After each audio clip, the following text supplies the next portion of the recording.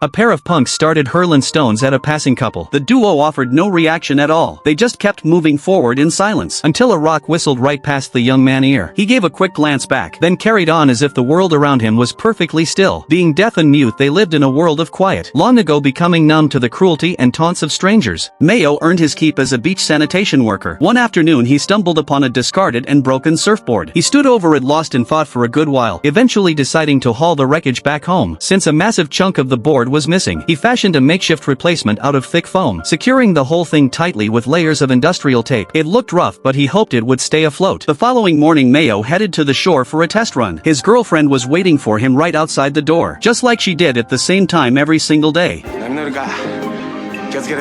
Because they inhabited a world without sound, they never really knew the exact words the other was thinking. The moment Omio began his walk toward the sea, Takako would fall into step a few paces behind him. This silent march had become the rhythm of their lives. Spoken conversation was a luxury they didn't require. Whenever Omio turned to look back, Takako would simply beam at him. It was their private language of affection and deep care. Even though Omio worked on the sand every day, this felt like his true introduction to the actual power of the crashing waves. He had always nurtured a secret dream of riding the swell. Finding that beat-up board felt like a sign from the universe. He was determined to try no matter how difficult it seemed. The people watching from the dry sand thought his clumsy attempts were a total joke. Takako felt a pit of anxiety in her stomach for his safety, but she knew she couldn't bring herself to hold him back. It was so rare for her boyfriend to find something he truly loved. With zero experience to guide him, he stuck to the shallow water where the waves were smaller. After hours of exhausting effort, standing up on the board remained an impossible task. The sport was proving to be far more brutal than he anticipated. The locals on the beach couldn't stop snickering at Ameo, but Takako only watched him with a look of pure devotion, while neatly folding his clothes on the shore. Seeing Ameo flailing around so awkwardly in the water, Takako found herself letting out a gentle laugh as well. The same two troublemakers from earlier showed up to watch the disaster unfold in the surf. Once they realized he didn't have a clue what he was doing, they burst into loud fits of mockery, but their insults were useless, since he couldn't hear a single word they said. After a long and grueling session, Ameo finally dragged himself back to the dry sand. Takako could sense the deep frustration radiating off of him. She found his stubbornness to be quite charming, and struggled to hide her smile. When Ameo caught her looking at him on the walk home, he picked up his pace out of pure embarrassment. Takako realized right away that he was upset. It was fine for strangers to judge him, but having Takako join in the laughter hurt his pride. Yet Ameo refused to give in to defeat. He was convinced that his moment of triumph would come with a new amateur in the water every day. The local surfers had a front row seat to the entertainment. Even if Takako found it slightly funny, her heart was mostly filled with worry for him, watching the experienced riders glide so effortlessly across the blue waves. Ameo felt a deep sense of longing and envy, wondering when he would finally taste that freedom.